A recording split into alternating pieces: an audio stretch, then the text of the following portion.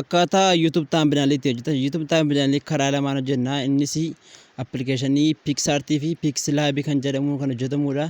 Egaa appilikeeshiniin kun appilikeeshinii baay'ee fi kan ta'edha. YouTube thumbnailiitti hojjechuun guddina YouTube keenyaatiif illee baay'ee gaariidha. Akkasumallee view baay'ee argachuuf YouTube thumbnail jechuun dirqama keenyadha. Egaa kallattumaan gara barumsa keenyaatti dabarru.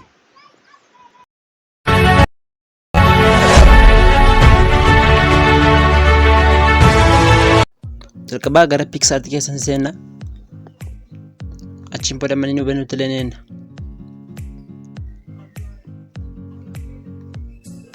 Egasii al tokkoof mallattoo ida'uu see gargaarii sana al tokkoof ni tuqanna. Achiin booda footoo filanna. All photos jettu keessatti filanna yookaan tokko faana gashuu danda'a ni filanna. Achiin booda arganna akkasuma fidee kaatiseetu mallattoo maqaa al tokkoof gaxxuqannee persen seetu tal tokko ne bu'an. Egasii akkasitti fidee nu gasha. Egaa fidee nu gashe fit seetu tal tokkoof tuqannee backgroundii footoo keenya irra gashina. Backgroundii irra gashuu barbaanne akkasumallee kalarii baay'ee jalaa qaba. Kalaricha keessaa filannee gashuu dandeenya. Isa dhimne immoo galaarii keenya keessaa filachuu dandeenya jechuudha. Galaarii keenya keessaa inni filachuuf immoo image seetu tal tokkoof gaxxuqannee image pilaasii sana tokkoof ni bu'an. Achiin booda as keessa backgroundii barbaannee filannee irra gashanna jechuudha. Fakkeenyaaf backgroundii kan irra gashuu barbaadan jiraan fakkeenyaaf waan dukkaa ilaallu kana filadhee jenna. Achiin booda see kana qabnee akkas argina fakkeenyaan. Egasii footochi saayizii isaa guddifnee bakka gashuu barbaannetti gashina. Fitoon irra keenya jechuudha. Achiin booda mallattoo hattuu see gara dhiisaa al tokkoof ni bu'an.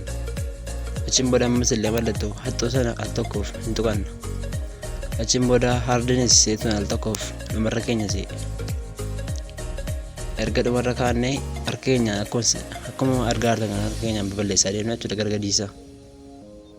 Akka haaloon balleessaa jiru kanaan balleessuu dandeessu illee haaluma kanaan babbareechisanii jechuudha eeddanii. Achiin booda raayitii see gubbaa al tokkoof ni tuqattu. Achiin booda raayitiitti ammas ni bu'attu. Raayit. Achiin booda seef seetu gara olii sana tokko erga tuqannee seef nu ta'a.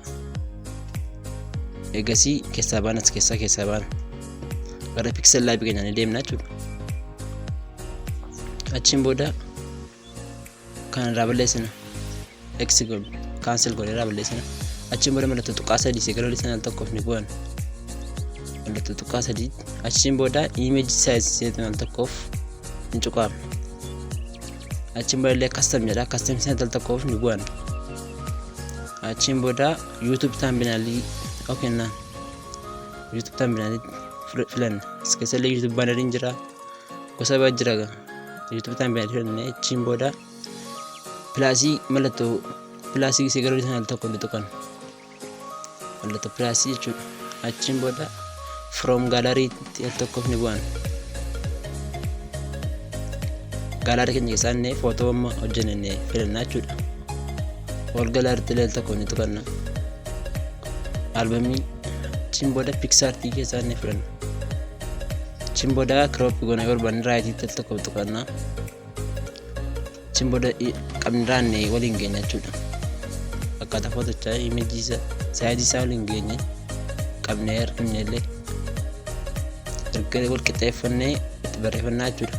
Maqaa mata duree keenya jechuudha. Mata duree sirbaa yookaan faarfannaa hojjechaa jirru kan itti barreeffannaa akkasumallee kan YouTube garaa garaatti barreessuu dandeessu. Achiin booda asitti al tokkoof gad tuqattanii itti barreessitu new textidha. Achiin booda new text bakka itti barreessuu barbaadan itti fiddanii edit seetu al tokkoof ni tuqan. Achiin booda mata duree waan jechuu barbaannee itti barreeffanna.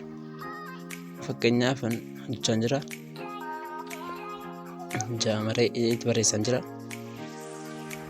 Gurguddaadhaan achiin booda okay al tokkoof ni tuqanna gara olii gubbaa. Okay. Ammallee saayizii gara barbaannee saayizii isaa guddifannaa jechuudha.